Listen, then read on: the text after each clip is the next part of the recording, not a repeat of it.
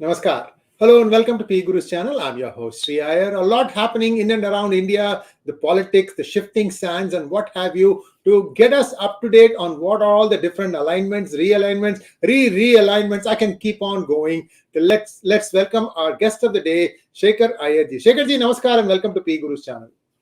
Namaskar, Shekhar ji. So, Namaskar, namaskar.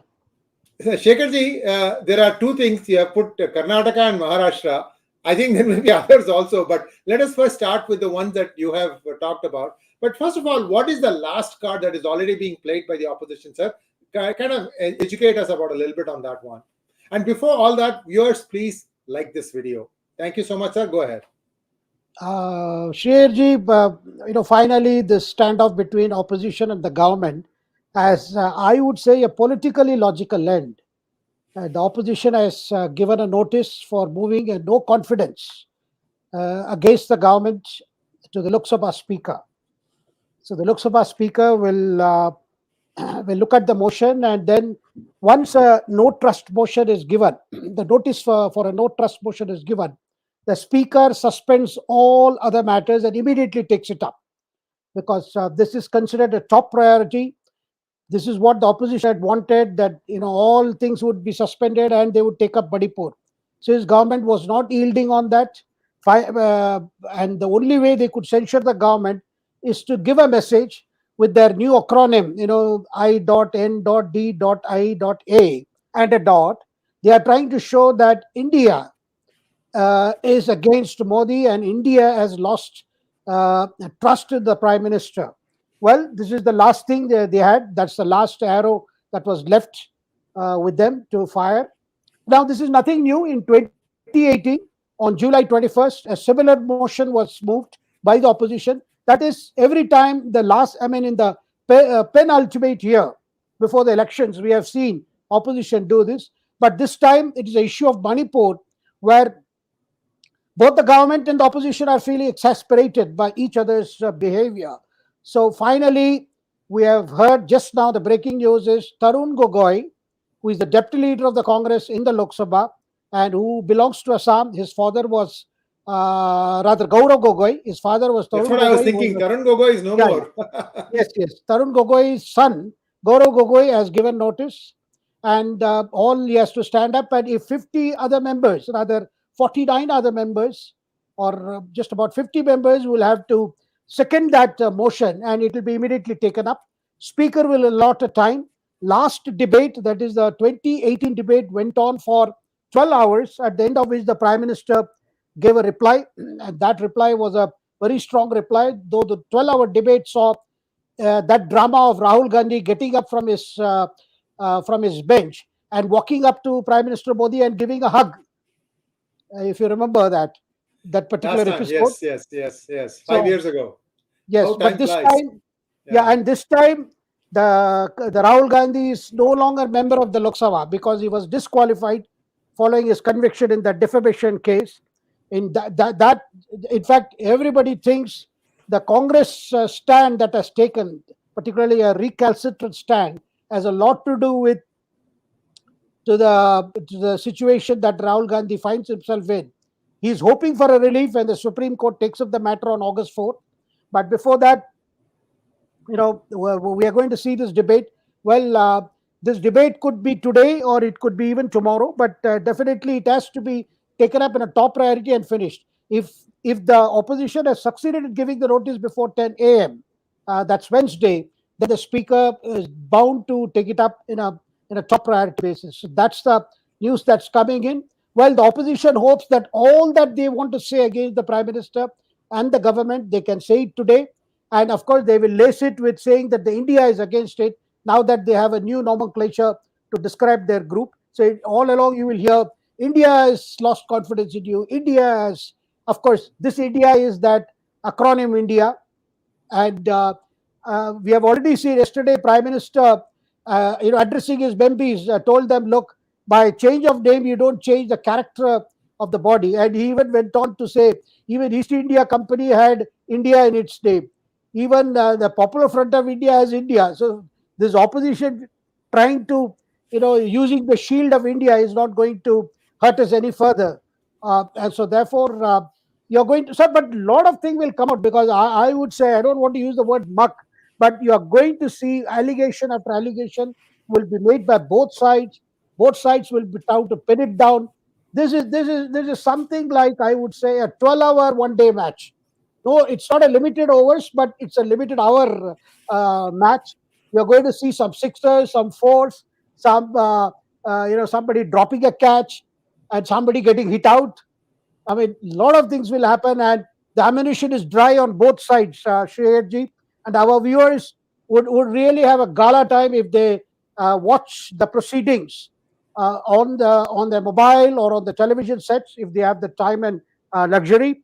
But you're going to see a high class political drama. This is going to be anything than all the soap operas they have seen of late. Sir, I wanted to tell a story about Mr. Gogoi, Gaurav Gogoi and Tarun Gogoi, and also that there are good politicians and there are bad politicians in all parties. This is a little bit out of the topic. I'm wondering if I should relate that story or not at this point of time. It'll take 3-4 minutes. What do you say, sir? You would like to finish your thing and then I can tell the story? No, sir, please go ahead. Okay. So in 2015, thereabouts, a few months here or there, there was a lawsuit filed in Karimganj in front of a Muslim judge by a Muslim petitioner that Dr. Swamy tried to create communal tensions in a speech he gave in Guwahati. I don't remember the date of that speech. Okay, so with alacrity, that judge in that Karimganj court gave a non-bailable arrest warrant for Dr. Swamy.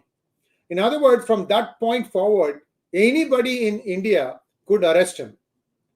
So he had a problem then. He had a lot of commitments. He was not even a Rajya Sabha member at that point of time. He had a problem. He had to really check. In Delhi, they weren't going to arrest him because it was a BJP-ruled Delhi. The center is BJP at that point of time. But everywhere else, he was not sure if he was going to be arrested or not. Then he had a meeting to go to in Bengaluru. And Siddaramaiah was the chief minister then. And he said, "Sir, Swamy sir, you are my guru. I'm not going to arrest you. Please come, have your say and go." So he flew down at that meeting. From there, he was flying back to Delhi and he went to Maharashtra. At that point of time, Devendra Fadnavis was the chief minister. And he didn't arrest him either. So, but the problem for Dr. Swamy was, until he could get that thing stayed in the Supreme Court, there was always a danger that he could get arrested by any government. Then finally, he tried to, he moved to Supreme Court for getting a bail for that. And the judge at that point of time, the CJI, was not willing to do it. And something happened and finally he signed. So he actually, I don't want to say that part. Something happened and he finally signed. He got that thing. He got the bail that he could not be arrested on that particular case. Then, I think 2 years ago, the Assam High Court essentially set aside the lower court judgment and passed some very strong strictures against the way that a judgment was delivered by the lower court. In between all these things, that time Tarun Gogoi was the chief minister. And either Swamy was about to get the bail or he had still not got the bail. Tarun Gogoi called Dr. Swamy and said, "Sir, I just came to know that my son, along with 2 other people in the center," I'm not going to name those 2 other people. These people are in 2 different parties. One is Congress, the other is BJP. These 3 tried to do this thing. I'm very, very sorry. I apologize on my son's behalf. It won't happen again. So what I'm trying to say is there are good politicians, there are bad politicians, and these people are in all parties. So viewers, every time, some of you will say, "Oh, Dr. Swamy pulled down the BJP." He didn't pull down the 1999. He said in the beginning itself, "I'm going to vote against you." How can he be the pulling one down? Somebody else did that. And Shekhar Iyer himself said who did it. The guy who was the chief minister of Odisha, Gaurang or something like that, right? Gurang or Gaurang or something like that. Girdhar Gomang. Girdhar Gomang. Girdhar Gomang was the one who cast the vote. People say that he was not even in full, he wasn't even fully active at that point of time. Anyway, the point here is, understand the politics sometimes. You have enemies outside the party, you have enemies inside the party also. You have to look at each case and decide. I just wanted to tell this. because these are all nasty piece of work sometimes, and they use all these shortcut methods to try and implicate the other person, knowing fully well the same thing could happen to them at a later time. Over to you back, sir, and please go ahead and talk about the secret plot.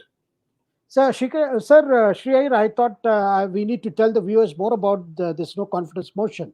Yeah. As I said, this is the second time Modi would be handling a no confidence motion. Now, so far, our parliament has seen 27 no confidence motion.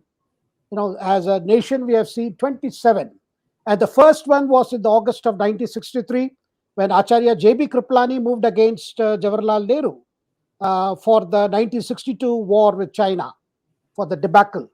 And of course, among the prime ministers, it is Indira Gandhi who has faced the maximum number of no confidence motion. 15 no confidence motions she faced. And for her, since she led several times minority governments, it was quite a task for her, because the opposition were, across the spectrum, were totally against her. So Indira Gandhi faced the maximum number. Sir, Lal Bahadur Shastri and P.V. Narasimha Rao faced no confidence motion thrice, interestingly. And as I mentioned about Nehru, Rajiv Gandhi, Atal Bihari Vajpayee, and Narendra Modi, they have just faced it once, and including Nehru faced it once. And most of the no confidence motions have been rejected, because the government had sufficient majority to completely nullify the opposition effort. Of course, in 1979, rather in July, sir, July is the month when we have seen a maximum number of no confidence motions. Like the last one was on July, as I mentioned, it was Narendra Modi's thing was on July 21st, 2018. Similarly, Morarji Desai faced a no confidence motion in 1979. After the Charan Singh group revolted and took the help of Indira Gandhi. Rather, Indira Gandhi succeeded in tempting Charan Singh to switch sides so that he could become prime minister. And see, anybody, it is easy, because a member need to give a notice, and it has to be backed by 50% of people. You just mentioned what happened in 99 when Atal Bihari Vajpayee lost the confidence vote by one vote that you have mentioned. That is after Jayalalitha withdrew support. Now, in fact, if you look at those figures, it was 269 votes in favor of Atalji and 270 votes in favor of opposition. So that is how that one vote difference it came. And in 2018, Modi defeated the no trust motion by 199 votes. That's close to 200 votes. You can imagine the kind of atmosphere in the Lok Sabha on that day. Now, well, we are seeing that when the last time when Modi faced no confidence motion, an interesting trivia was that it had come after 15 years. The House was witnessing a no confidence motion after 15 years, because there was one no confidence motion in 2003 also. So this is going to be very interesting, sir. But all of this effort, what I can see is the opposition thinks that the Manipur, particularly the revolutions coming out of Manipur, the ethnic conflagration in Manipur, in the northeastern state, has put Prime Minister Narendra Modi, the government, in a very bad light. And this is one opportunity for them to corner the government. But then the government is ready with statistics. Yesterday, we heard, last evening, Home Minister Amit Shah telling the members that the government is not scared of anything. They'll bring out every facts. And he will also talk about his own visit to Manipur, what all efforts are going on. In fact, these videos that have come and that have led to this current standoff belong to a period soon after the trouble, that is around May 4th. And subsequently, the government's contention is a lot of effort is being made to restore peace. Schools are being opened. There are relief camps where there are more than 60,000 people.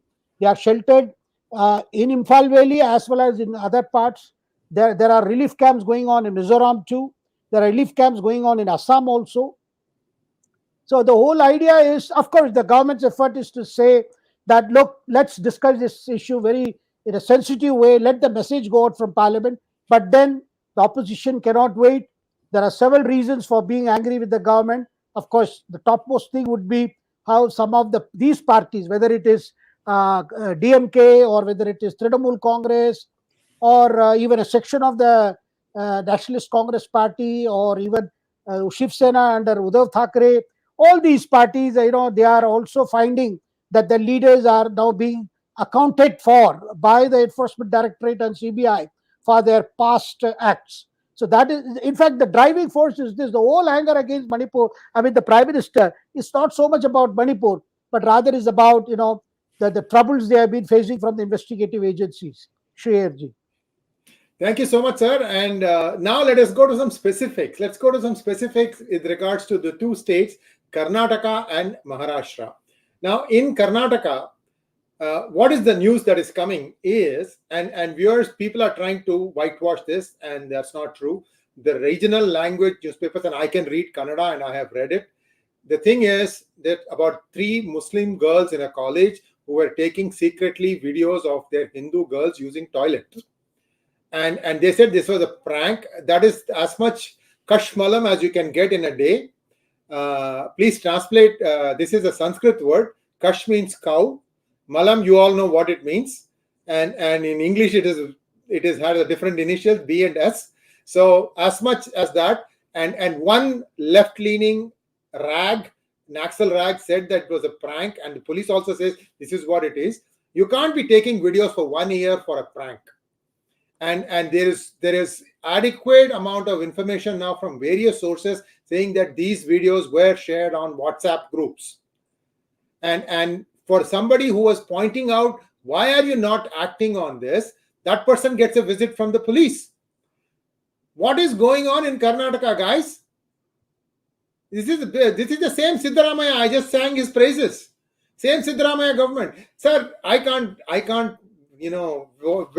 where is the guy's, moral compass? I can't determine, sir. But talk to us a little bit about the political aspects of Karnataka. Do you think the Congress might split there?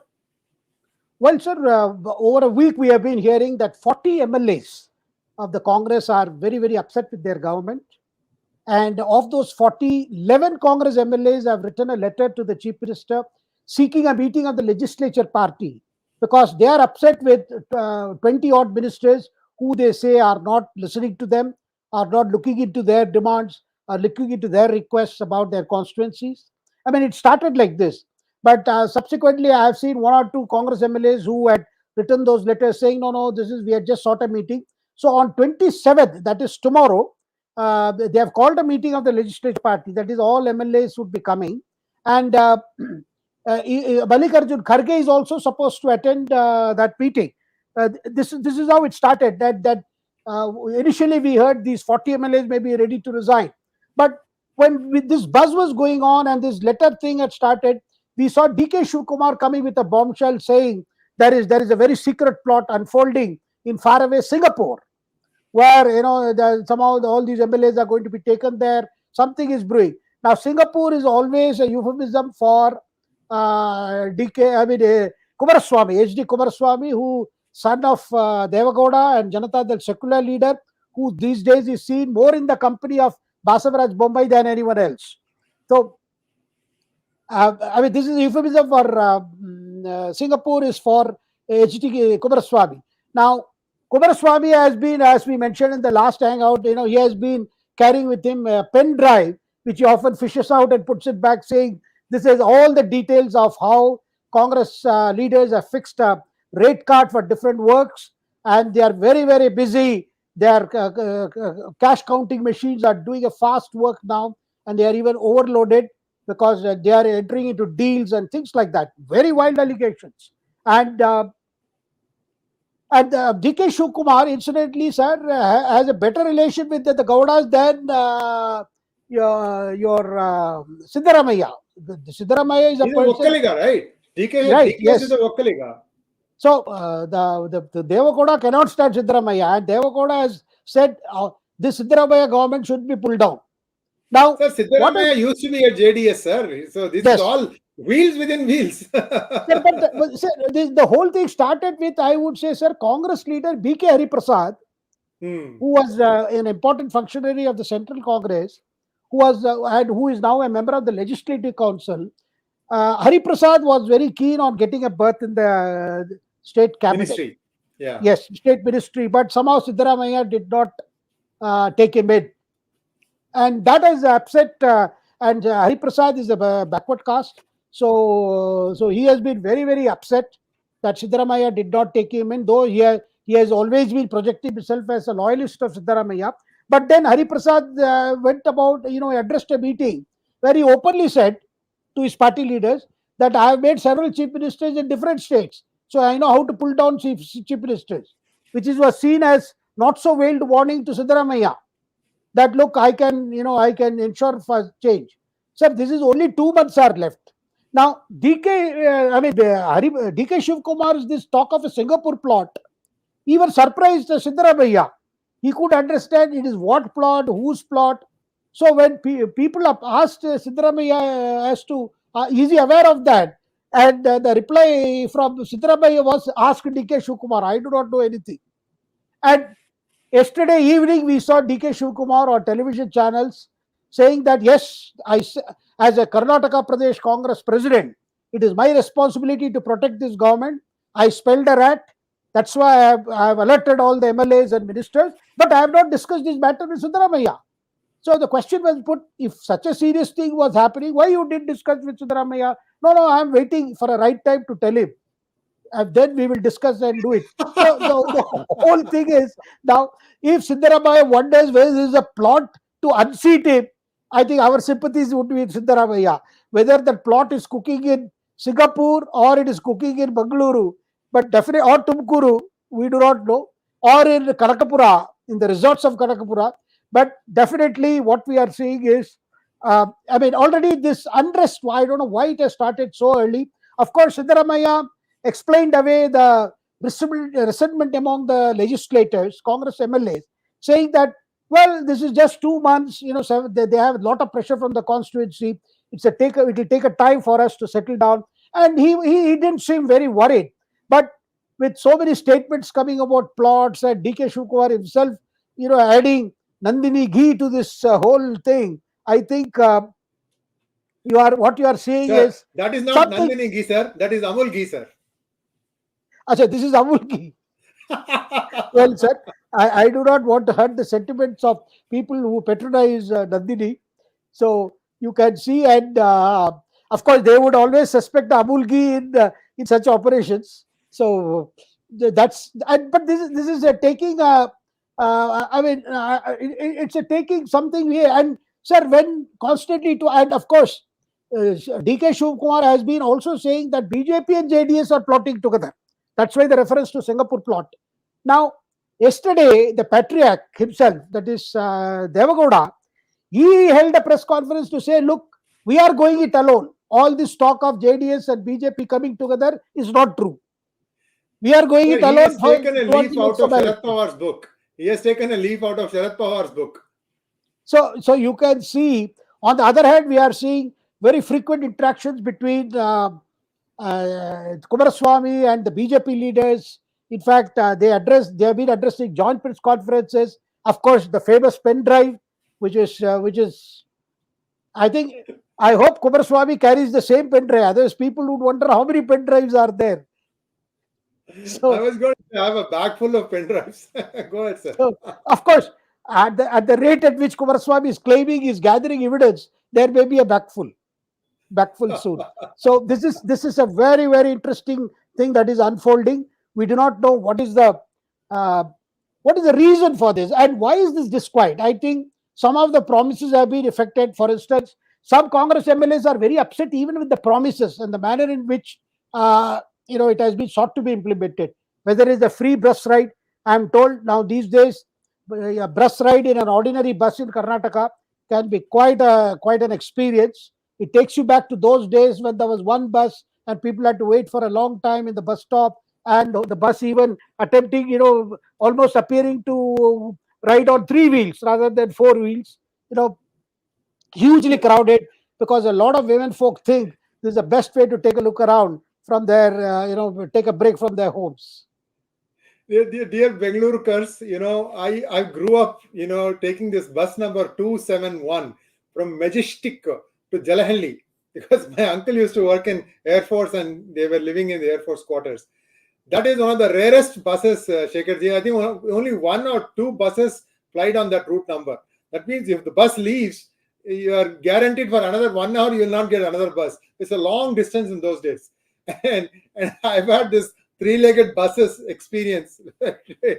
Bangalore bus is something like a rarity, as rare as a Bangalore bus in those days. I don't know if things have improved now. They call this thing called red buses these days, like air-conditioned buses. Quite comfortable. I've traveled in that a few years ago when I used to But these frequent are, Bengaluru. sir, this free ride is on ordinary Janta buses.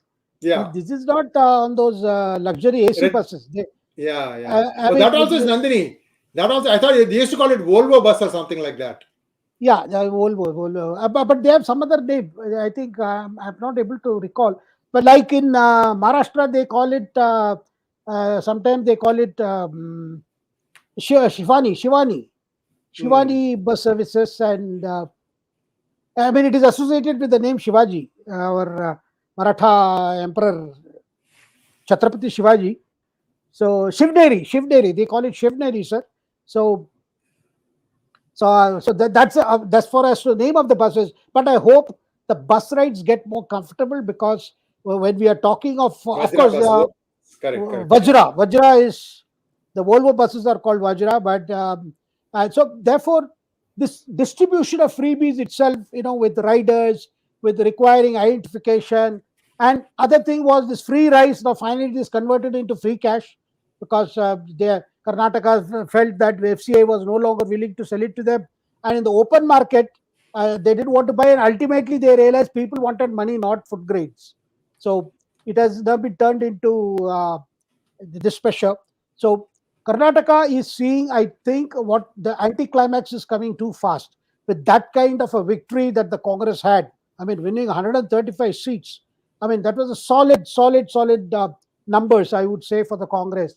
But then these problems, I mean, while this talk of plot, MLAs writing letters, well, Congress can explain it as a great inner democratic exercise. People are having freedom to say that, but it's not that simple. There is far more happening than we are able to see, and in the next few months we are going to see more drama. Of course, with the no confidence motion in Lok Sabha, in Parliament, I am not sure whether Kharge will be able to travel to Bangalore for attending this legislature party meeting tomorrow.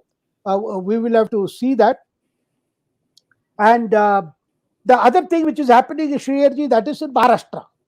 Yes. I mean, for some reason, we have been hearing that Ajit Pawar will become chief minister, 𝗤𝙧𝙤𝙪 will be shown the door, because all of them are facing, disqualification proceedings in the Maharashtra Assembly, because Supreme Court directed the Maharashtra Assembly Speaker to take up their case.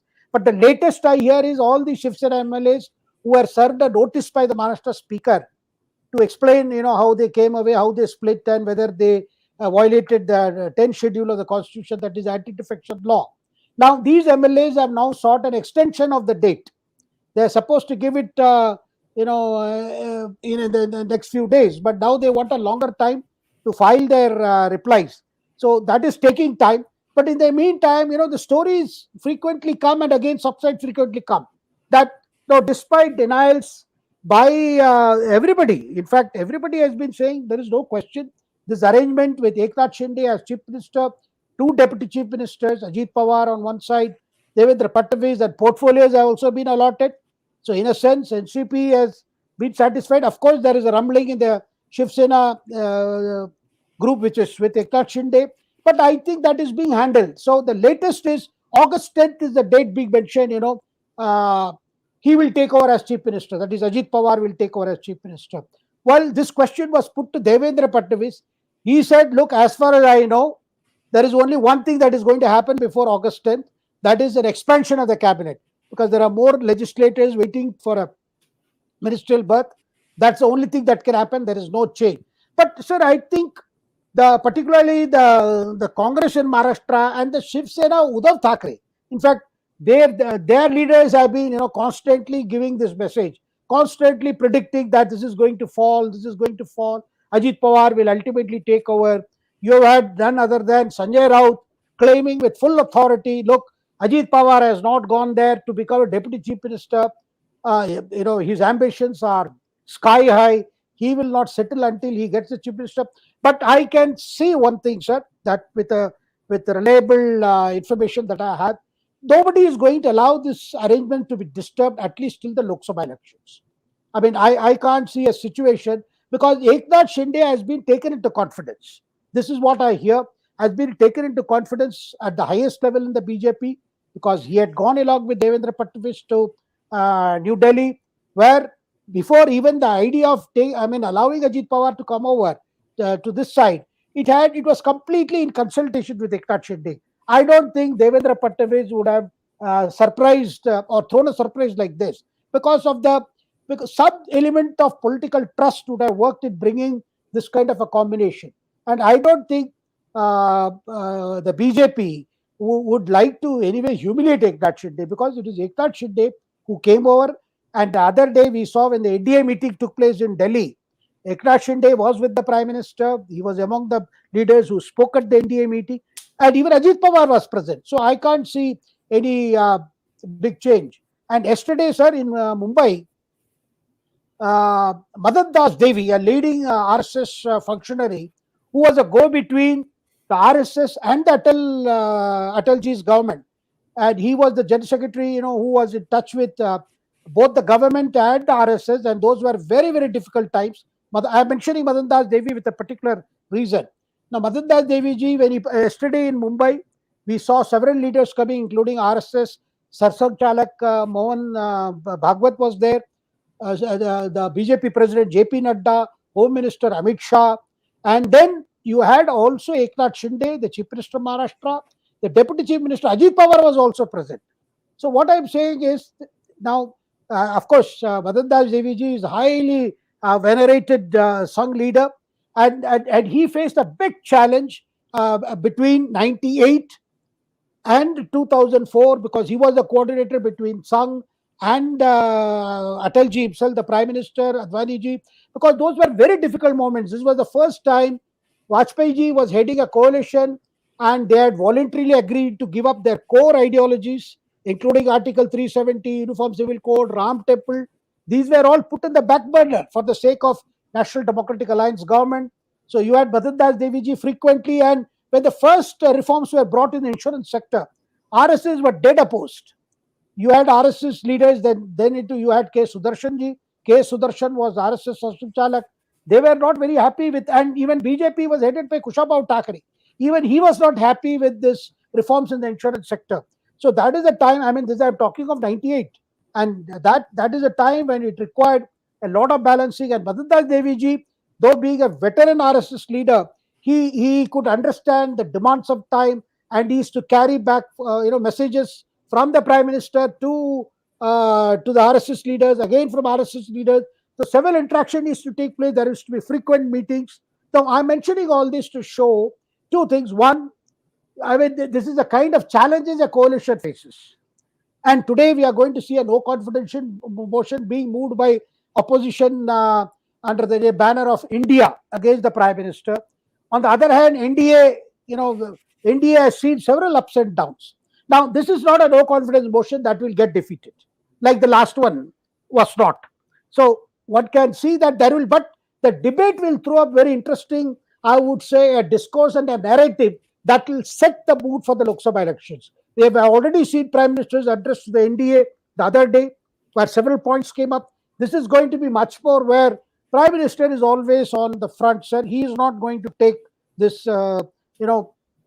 of course, Manipur is a grave matter. No matter when we discuss opposition and government politics, we may appear to be, somehow trying not taking Manipur seriously. That is not so. Manipur is indeed very serious, but then serious situation also requires very, very, I would say, efforts that take into account the sensitivity.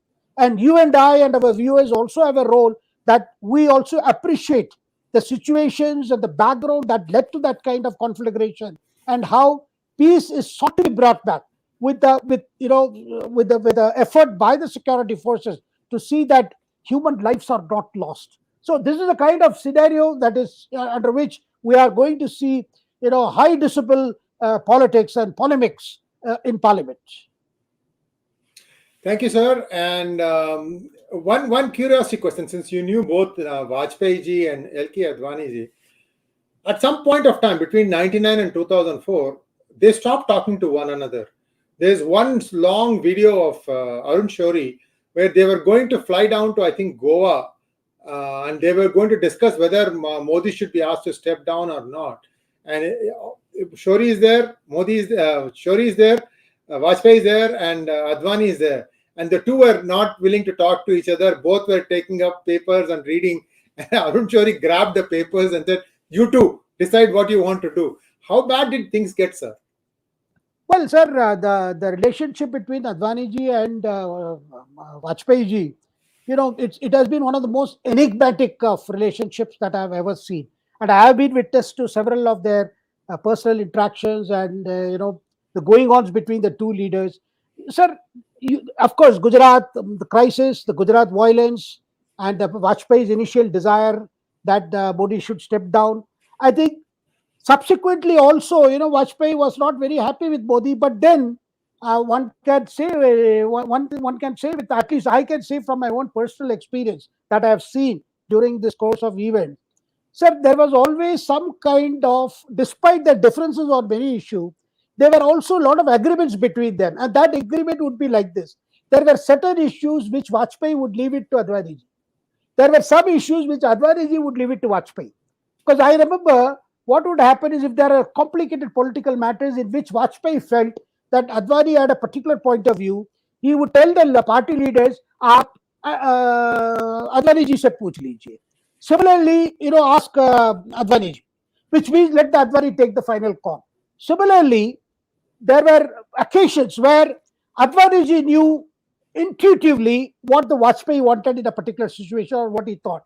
He would similarly tell those leaders who would convey the messages between them, or sometimes they would directly talk to each other, and they would say, "Aap Atal ji se पूछिए." Advani ji would say that. Now, in Gujarat situation, what happened was, Vajpayee's favorite was Keshubhai Patel. Now, Keshubhai Patel was seen rather not unable, rather his administration was not able to cope up with the demands and the situation caused by the earthquake in Kutch. There was a lot of complaints about the relief. Bhuj, right. Bhuj, yeah, in the Kutch district. Particularly, Bhuj was severely affected. So there was a lot of demands that that government was not able to perform, and Advani ji probably felt that, given his age and health issues, probably needed a more energetic person, and that is how it was decided to send Modi. Now, Modi went in sometime in March of 2020. Rather, he went in sometime of December. He went, and what we saw was, of course, the Kutch thing picked up very well. But then within few months, within another couple of months, you saw this Sabarmati incident taking place, and the riots happened. Obviously, Vajpayee was guided by his national security advisor and his very close friend, that is Brajesh Mishra. And there were difference of opinion between Brajesh Mishra and Advani on several matters. In fact, the differences were not so much between Vajpayee ji and Advani ji, but increasingly Vajpayee ji, because of his health condition, was depending more on Brajesh Mishra. And that was the time when Vajpayee ji visited, soon after the riots broke out, he was there. And the question that we have seen, where it was put to him, and then Vajpayee said, "Raj Dharma Palan hona chahiye." Then Modi ji prompted him, saying, "Sir, wahi ho raha hai, honi chahiye." That was Vajpayee's way of conveying both his displeasure with what had happened and how it had been handled. Now, what we can definitely say, sir, what we can say is, yes, that period saw this, and then there was a national executive that followed in Goa, which I also attended, BJP's national executive. In that executive, the whole thing was, because with the growing demands of the opposition and international attention on Gujarat riots, so they said that Modi should be asked to resign. Now, that is a time when Modi, when he came to national executive, he himself offered to resign, saying, "I'm going. I mean, I take moral responsibility, going." But the national executive and other senior leaders, they said no. And seeing the mood of the national executive and other Congress leader, BJP leaders, who were not willing to accept Modi's resignation, Vajpayee finally, agreed with the prevailing majority view and then went on to address a rally. Went to address a rally in Panjib, that is Panaji. And in that rally, he made very, very strong comments as to the problem of terrorism, the problems of Islamist terrorism and extremism. Lot of things he said. So those who thought that Vajpayee had not agreed with Modi's continuation were completely baffled by the speech that Vajpayee made at that Panjim rally. I mean, that was completely a different situation, because it was on that day only Modi's resignation was rejected by BJP National Executive.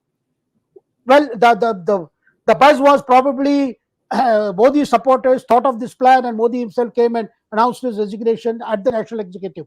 But the question that you asked, look, these are multi-layered issues, and then we have subsequently also, that's why I said, sir, very difficult to say, whether Vajpayee and Advaniji's relationship was such. There was a lot of areas there was mutual trust, and then with the increasing, domination, the government was seen rather more decisions be taken by Brajesh Mishra than Vajpayee because of the health situation, and he was his principal advisor, principal secretary to the Prime Minister. He was also the National Security Advisor.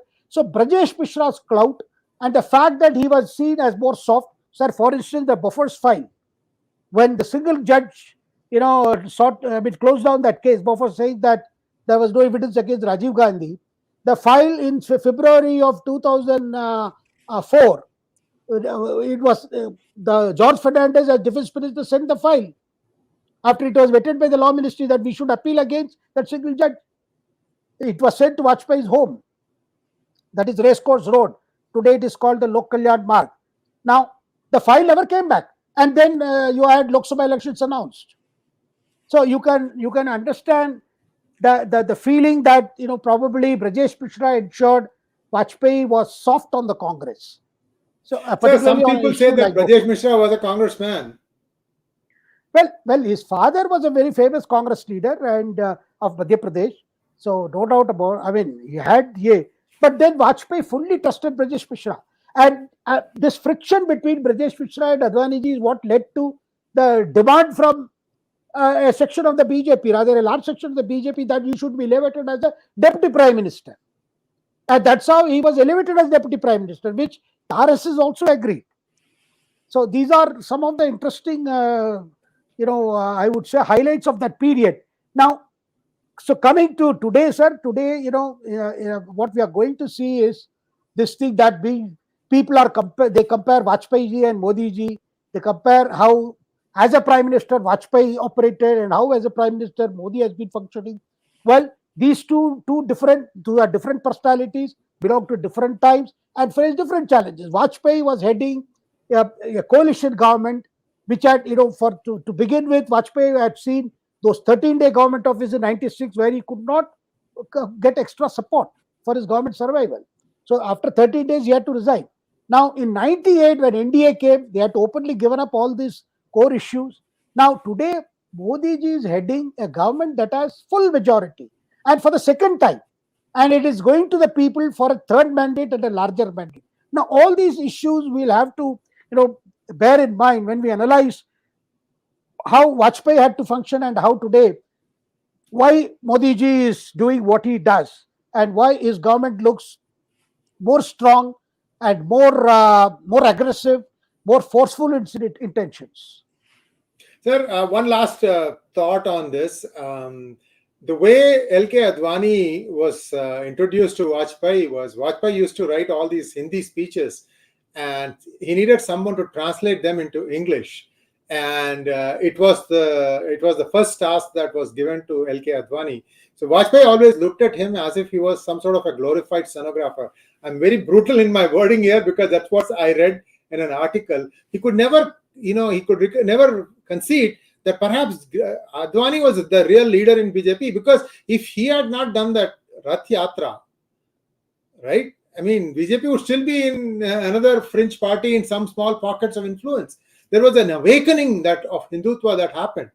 And likewise, there is also a feeling that Advani always thought Modi was a good event manager, because he was the one who started the Rath Yatra in wherever in Gujarat they started. And it started from there and it went up to Varanasi, I think. Varanasi No, sir, or Allahabad, sorry. sir, I would like to add a few more things about this. Sir, Vajpayee ji was the face of the BJP. He was the most popular leader, and he had the gift of the gab. His oratory, surpassed his, I would say, even his political contribution to in terms of organizational work. He was just the orator, but that oratory helped the BJP grow and expand. Whereas the Advani was nuts and bolts man. He was an organization man. He built this organization, BJP, no doubt. And the way the people he chose, whether it is Arun Jaitley, Pramod Mahajan was initially Advani's, and then he got closer to Vajpayee also, and he was often a kind of a person who was close to both Advani ji as well as Vajpayee ji. And then you had leaders like Venkaiah Naidu, Sushma Swaraj. These were all leaders picked up by Advani ji, no doubt about that. Because Vajpayee always Govindacharya, sir. Govindacharya, who definitely Govindacharya, in Uttar Pradesh. And there were several other leaders who owe their rise to Advani ji, and Advani ji was an organization man. Modi ji was not exactly very close to Advani ji. He was rather more close to leaders like Murli Manohar Joshi.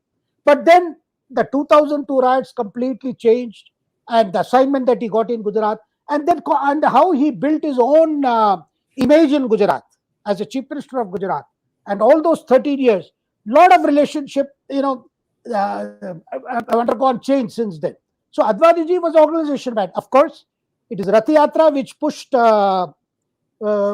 BJP to the center stage. But it was same Advani ji in 1995 in the Mumbai rally, Shivaji Park rally, where he, I think Azad Maidan rally, where he announced that that Vajpayee would be the prime minister candidate.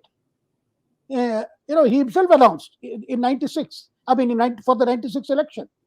So that is where one cannot say that Advani ji was ambitious, but he never tried to, because that moment people thought that it was Advani ji who was trying to replace Vajpayee.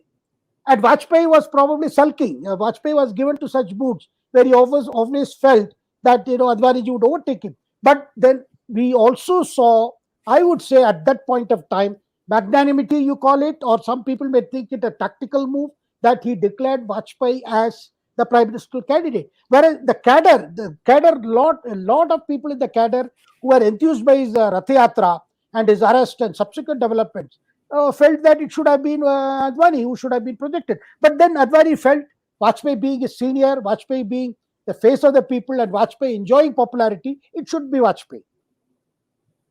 Well. Memory lane. Always is interesting conversation, sir, because I can always draw upon your memory, and our viewers who are in their 20s and 30s and 40s who probably didn't know about all these things come to know of the undercurrents that happen even in a party which is as disciplined as BJP. Now let's take a few questions, please.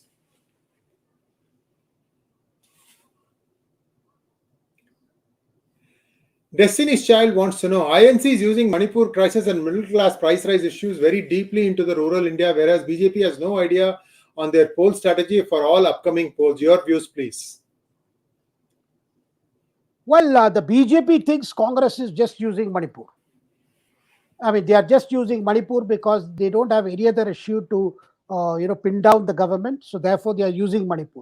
But on the other hand, Manipur is definitely a serious issue. One cannot say that it is just politics that is pushing Congress. But at the same time, the Congress has been unwilling to look at this, the whole issue and try to get a debate started off. I mean, they had ample opportunities, with the government saying they are ready, but then they stuck to these, the debate should be under 267 and not under 167. So, all these sections don't matter. I mean, what are the provisions under which you are going to do a debate in Parliament is not a matter for public at large. The whole idea is to get the debate going. If you want pin down the government, but also have that decency and the patience to listen to the government. As I mentioned before, sir, the opposition problem is they want to use the floor of Parliament to attack the government. But when it comes to listening, I mean, there is definitely a trust deficit, because they feel that the government would be over aggressive, the prime minister would be aggressive, home minister would be aggressive. So the idea is shoot and scoot. So that kind of approach has been there. We have seen previously. That this time too, 4 days have been lost since the parliament session started as to have a debate. So I don't know why this delay is taking place as to. Finally they have also realized the government was not willing to concede any kind, because if you suspend the rules and hold a debate, that is 267, which opposition thinks that's a way of a censure. You are censuring government because the House agreed to suspend all business and take up Manipur, which is of such a very, very crucial and key issue that is holding the nation. Next question, please. Thank you so much, MSR Iyengar. Pavan Kishore wants to know, Ji, Namaskaram, sir. Is Congress trying to bring pressure NDA by bringing in the no confidence motion against NDA government so northeastern regional parties would withdraw support? Well, I don't think so, sir. In the northeast, you see these parties which are aligned with the BJP. One of the main reasons when a party comes to power in Delhi, that parties, the influence increases in the northeast, because the northeastern parties always prefer to, do business with the ruling party in Delhi. When Congress was at its helm, you had a lot of Congress governments in the northeast. Now, with the BJP coming to power in 2014, we have seen similar change. First it was Assam, then followed by other states. And Manipur, you're seeing Biren Singh had got a mandate and he was on to his second term. So that is not the reason. Well, the northeastern parties like your Mizo National Front, MNF government in Mizoram, which is actually now handling the refugee crisis, people who have fled from Manipur and who have come to Mizoram. Now, they do feel that, well, things have not been handled well, and also the fact that Mizos and cookies have a lot in common. In fact, they are called cookie Mizos, or the other term that is used for these cookies who belong to Mizo, they are also called Zomi, just the reverse of Mizo. So there is a lot of cultural affinity, there is a tribal affinity and things like that. Well, the other northeastern states are worried about what has happened in Manipur, particularly where there is a tribal affiliation. They do feel this has now become a conflagration between Vajpayee people and the tribal groups like cookies. So there may be some issues, but the attempt is somehow, but they are also seeing what the central government is doing there. It's not that the center has not done nothing, excepting when the video surfaced of the kind of humiliation being done to the women. That probably made us think that nothing had happened in the 2 months. And on this particular case also, the police acted only after the video surfaced. That's why that impression came. Thank you, sir. Next question, please. Sushila wants to know, Namaskaram, Sri Iyer, sir, Shekhar Iyer, sir. Sir, there is news that rioters 𝙤𝙧𝙤𝙪 in 𝗣𝙧𝙤𝙪 in Bengaluru are innocent, as told by Tanvir said to Home Ministry. Tanvir said he has written a letter. Yes, yeah. So this is a known case, sir. Devanahalli area, 𝙤𝙧𝙤𝙪 area. This was one MLA's house was attacked. I think that is the case they are talking about. Now they are saying that the rioters were innocent. So these things are very normal now. I mean, law and order has lost its way. That's all I can say. No, and also the feeling that the Congress government is going soft on rioters because they belong to one particular community. So that is why this thing is coming. And several cases that were registered during the previous regime, particularly even in coastal areas, in Dakshin Kannada and those areas also, I get reports that the police has been told to go soft on these cases where the accused belongs to a particular community. Next question, please. CA Vishwanathan V wants to know, BJP ruled state, something happens in Northeast, it's tomato sauce. If it happens in Rajasthan or Bihar, it is blood. What's the logic? Why can't PM speak in parliament? Is PM a dictator? Views, please. Definitely. I mean, that the Prime Minister should speak in Parliament, that the Prime Minister should answer questions in Parliament is, I mean, nobody can disagree with that view. I mean, it should happen. Of course, the Prime Minister doesn't want to oblige opposition because he feels that the opposition, instead of appreciating and understanding the gravity of the situation there, and the efforts that are being undertaken to bring normalcy. And he feels that the Congress wants to do politics and trying to utilize these occasions, which any opposition party would expect. But he feels the Congress is going a bit too far, and he would rather, and he also feels a Congress that doesn't enjoy the mandate of the people, Congress that is not going to get the mandate of the people, is just creating nuisance in the hope that this will further increase people's displeasure as they think against the Modi government. So he feels there is more politics to it than a genuine attempt to understand the situation in Manipur or trying to find out what the government is doing in Manipur to restore normalcy. So we have 5 questions. Let us see if we can zip them through 30 seconds a question. Ishan Sharma wants to know, with Union Cabinet passing the bill to replace the Delhi ordinance, in how many days can we expect the bill to be brought in Lok Sabha and Rajya Sabha? How do you see the future of AAP post this thing? Well, sir, the moment this bill is introduced, probably it may happen after the no confidence motion is dealt with. And we are going to see that also whether the Congress is able to ensure its entire lot in Parliament are supporting this Aam Aadmi Party in opposing this bill, because the bill will replace the ordinance, which is already in force. Now, in Congress, particularly the Congress members of Parliament from Punjab, they are very upset with the Congress leadership for submitting to the demands of the Aam Aadmi Party on this. So we are going to see that reflected in Punjab. I mean, in Rajya Sabha also, the Lok Sabha also. You are going to see. So there could be very, very awkward moments for the Congress, because I'm not too sure whether all the MPs would be willing to help Aam Aadmi Party in this issue. Next question, please. YKPS wants to know, is Modi aware that there is a combined effort by powers from outside trying to create a negative narrative against his government? If so, when can we expect him to come out and combat mode? Well, we'll see in the Parliament today, sir. Everybody, of course, you will hear a lot of opposition leaders, but the ultimate show stealer, I can say, would be the Prime Minister, because he would come more than equipped, more than prepared. He would come with facts, figures, and because his team does a lot of research. So one is going to watch with a lot of excitement as to how Modi counters all the allegations against him. We saw it in 2018. We are going to see it in 2023 too. Next question, please. Did you see Sanjay Baru sir's interview with Barkha by any chance? He was very critical about Modi and current mood of minorities. Your comments on it, sir? No surprises, sir. No surprises. Some people have their views have been consistent for some time, so no surprises there. Next question, please. Rahul Rathod wants to know, will BJP make Ajit Pawar CM and Supriya Sule cabinet ministers to accommodate NCP in NDA? Well, NCP is already in NDA. She's the only one left out. So, I mean, this is not something one can rule out. Because we saw even before Sharad Pawar went to Bangalore, there were 2 meetings between Ajit Pawar and Sharad Pawar.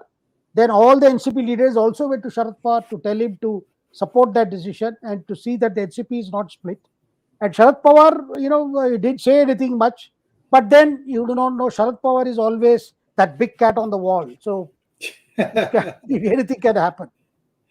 Last question. Pranam Sriji and Shekharji. Thank you, Murli Rao. Why government is not able to bring the situation under control in Manipur? The China involvement is true? 30 seconds, sir. So one cannot rule out, sir. One cannot rule out anything. I mean, the government is seriously trying to bring the, of course, at one point of time in 60s and 70s, there was a lot of Chinese involvement there, but then it began to wane in 80s. But this time there are other factors, sir. The drug syndicates, the drug cartels operating in the area.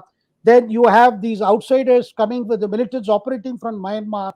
And the traditional rivalry that has been there between 2 communities in Manipur. There are several factors. But one does have that confidence, at least I have that confidence, that things will have to settle down in Manipur. Thank you so much, Shekharji. And as always, viewers, please like, share, and subscribe to our channel. Don't forget to click on the bell button for notifications. Namaskar.